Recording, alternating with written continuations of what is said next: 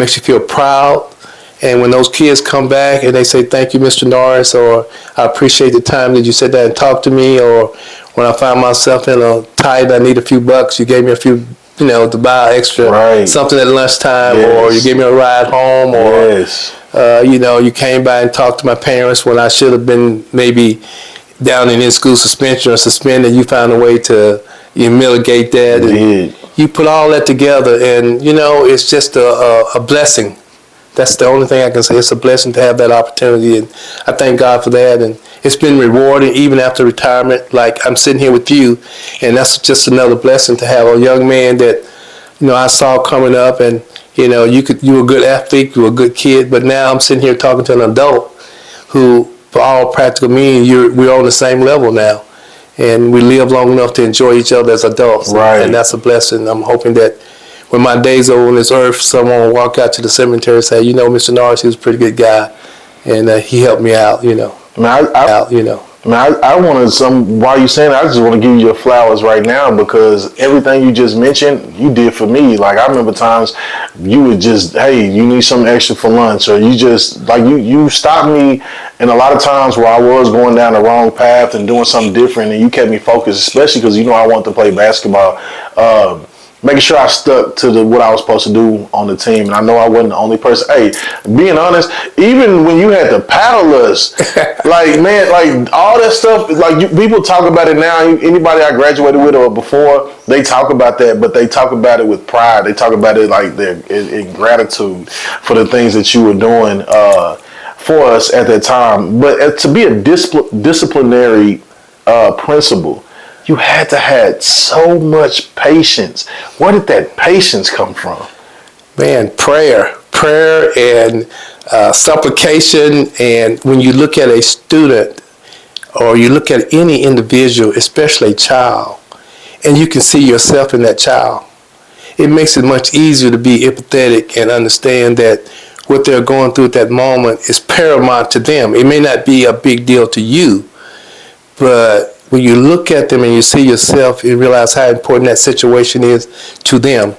It makes it easier for you to understand, hey, I need to do something different than what's legislated. And the rule may be, if you do this, then this must happen. The world is not black and white, but more gray. And I always tried to find some place in the middle where we all could exist. Of course, we had corporal punishment and stuff like that, and it was used. Now, I'm not a proponent of it now, I'll be honest with you, but at the time it was okay, it was used, and parents didn't have a problem with it, correcting kids that way. But I think that most important now, kids need to be talked to, sit down and listen to what they have to say. I'm not a total against it, but there is a time and place for everything.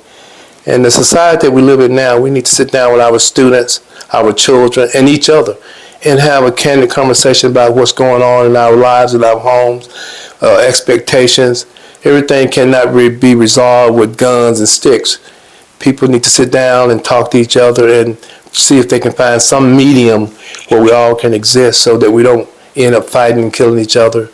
Of course, when you came along, we had to support, I know, your dad and mom. Exactly. We were all on the same team. Mm-hmm. But now it's a little bit different. It's kind of like the school is fighting against parents, parents against students, students against, it's everyone's in conflict with each other about even small issues, and the main issue of getting educated is being kind of left out.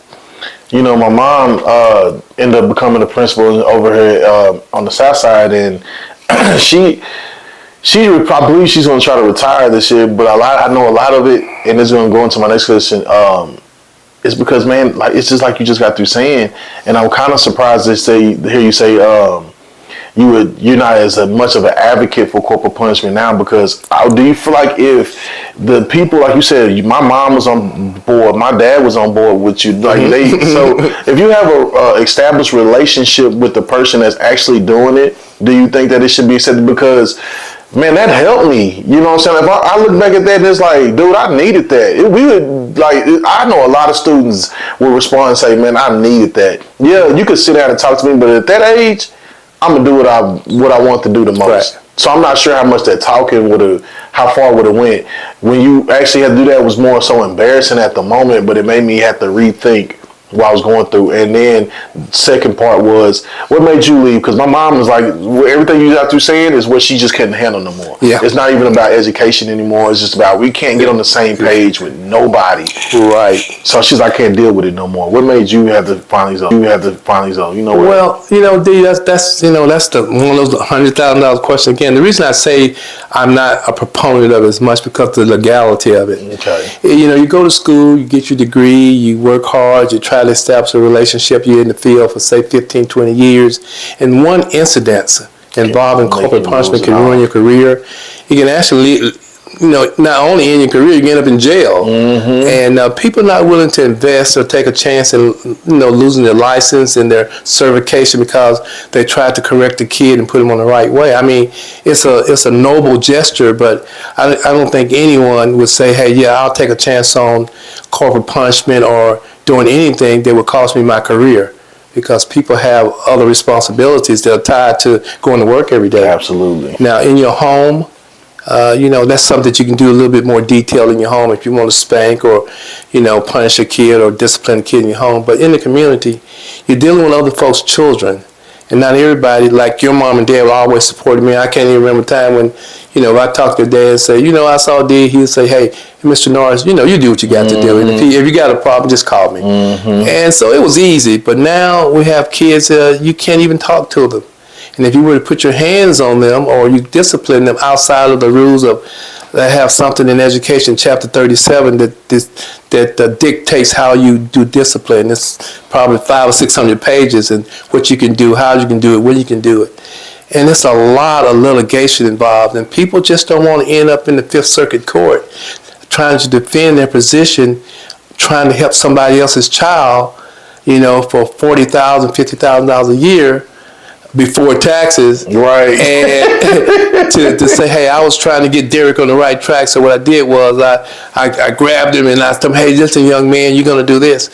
No one wants to do that anymore. And you can't blame them like you say with your mom. It's tiring. It takes a lot out of you, and you see it. And you want to do things differently, but it's just not worth it, to do that. But I think in our homes, I think it still should be used in your home to some degree. The Bible teaches me that you spare the rod, you spoil the child. But it doesn't mean you abuse, and some people do take it too far. So everything in life is about balance, it's about moderation. You can drink too much water and it'll make you sick. You can eat too much candy, it'll make you sick. You can take medicines that's been prescribed to make you well, take too much of it, it can actually cause more harm. So there needs to be a balance, and where that balance is, every man's got to find that for himself. You get to a point where, let's say I'll use Michael Jordan, you get to a point where he's got to realize you're not 21, you can't play ball like you used to, so you need to retire and do something different. Your time has come. And for me and many educators like myself, we realized that what we did in 1995 and in the early 2000s, that's no more applicable now. You just can't do that anymore. Even though it might be effective, it's more costly to take those chances now.